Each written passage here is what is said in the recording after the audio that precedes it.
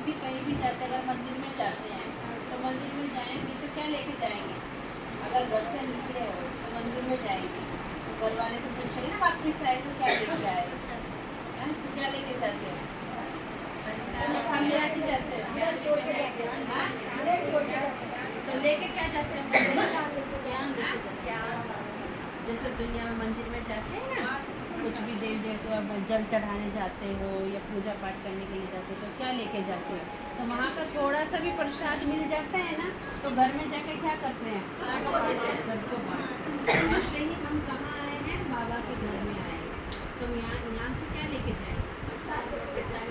Centre में आते हो, दीदियों का प्यार मिलता है, दीदियाँ सिखाती हैं अच्छा, तो हमारे बच्चे बैठे तो हम घर में जाकर क्या करते हैं? सबको सुनाते हैं कि हमारी दीदी ने आज ये सुनाया है। तो हमको भी फिर ऐसा ही अंदर पुरुषार्थ करना पड़ता है, ऐसा बनना पड़ता है। हम भी तो सोचते हैं ना कि दीदी जैसा बने, लगता है ना अपने को कि हमारी दीदी हम भी दीदी के जैसा बने। तो ऐसे ही हम मधुबन में आए हैं, यहाँ से बाबा की शक्ति, बड़ी बड़ी दीदियों का प्यार और कैसे अपने जीवन को परिवर्तन करना है, घर में रहते हुए भी घर को कैसे चलाना है, तो वो कैसे सीखेंगे? जैसे कोई भी क्लास होगी, जैसे कि कहीं भी आए तो कोई भी दीदी कुछ भी सुनाएगी, बड़ी बड़ी दीदियाँ सुनाएंगी, बड़ी बड़ी दीदियों को देख के हमको प्रेरणा आती है, वो दीदियाँ ऐसे कैसे बनी है, उनकी कहानियाँ हमको भी सीखने को मिलता है। तो फिर हमको कैसे अच्छा देखो बड़ी बड़ी दीदी ने इतना सीखने किया, बाबा के बने, कैसे बाबा से शक्तियाँ प्राप्त की, तो हम भी प्राप्त करें वो शक्तियाँ। एकांत में बैठ के बाबा को याद करें तो वो शक्ति जो हमको कहीं और से नहीं मिलती, बाबा के घर से मिलती है। तो वो ही अगर हम महसूस करेंगे अपने जीवन में, हाँ, तो वो शक्ति बाबा से हम यहाँ से देंगे, अपने जीवन को परिवर्तन करके जाएंगे ना, जो यहाँ से इकट्ठा करेंगे। तो दीदी अच्छा हमको कैसे परिवार को चलाना है, कैसे सुबह उठ के बाबा को याद करके फिर अपनी दिनचर्या करनी है। जैसे कि अगर कपड़े धुलाई करे, सफाई करे, क्योंकि सुबह सुबह सबसे पहले उठ के क्या काम होता है?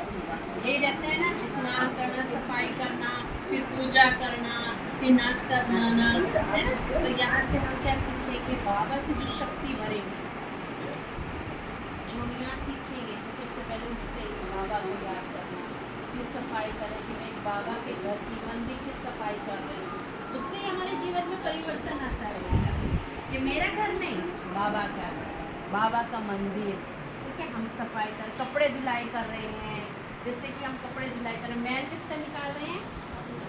साबुन से कपड़ों का मैल निकाल रहे हैं। ऐसे ही बाबा मूल आत्मा में शक्ति भर रहे हैं और मूल आत्मा के जितने भी पाप हैं वो सब भस्म हो रहे हैं, खत्म हो रहे हैं, है ना? तो ऐसे ही तो क्या होगा? शक्ति बढ़ती जाएगी। ऐसे कहते हैं ना कि हम दीदी हमको टाइम नहीं मिलता, हम कैसे योग करें, है ना? पर हम कर्म करते हुए भी योग कर सकते हैं, बाबा को याद कर सकते हैं, अपने अंदर शक्ति भर सकते हैं।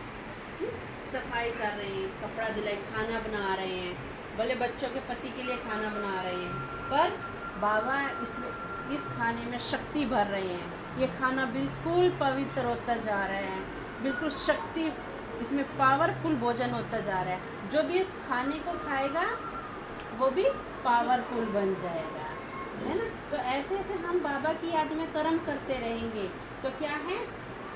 वो रूहानियत, वो शक्ति हमारे अंदर भी आ जाएगी, जो हमको देख के बाहर वाले सीखेंगे, अनुभव करेंगे, है ना? तो ऐसे ही हमारे अंदर भी परिवर्तन आता रहेगा। तो यही तो दीदियाँ करती हैं, ऐसे दीदियाँ बनते, फिर आप लोग भी शक्तिशाली बन जाएंगे। जैसे घर में कुछ भी कर रहे हैं तो हमको क्या होगा? अगर किसी से अनबन होगी पास वालों से, क्या होगा? तो बुद्धि में चलता रहेगा, कपड़े धुलाई करे, सफाई करे, खाना बना रहे, कुछ भी कर रहे, फलानी ने ऐसा बोला, उसने ऐसा बोला। हमको बैठने का तो याद करने की जरूरत नहीं है, सारा काम करते बैठे मेरी बुद्धि में चलता रहेगा कि उसने ऐसा बोला, मुझे ऐसा बोलना चाहिए था, ये करना चलेगा, बैठ के करने का याद है। अगर बच्चा, बेटी या बेटा कहीं बाहर हो तो उसको याद करने की जरूरत है कि बैठ के याद करो? ऑटोमेटिक है। ऐसे ही बाबा भी हमारा बाप है, सर्व संपन्न उसके साथ जोड़ के कि हम उसको कैसे भी कर्म करते उठते बैठते खाते पीते उसको याद करते रहें।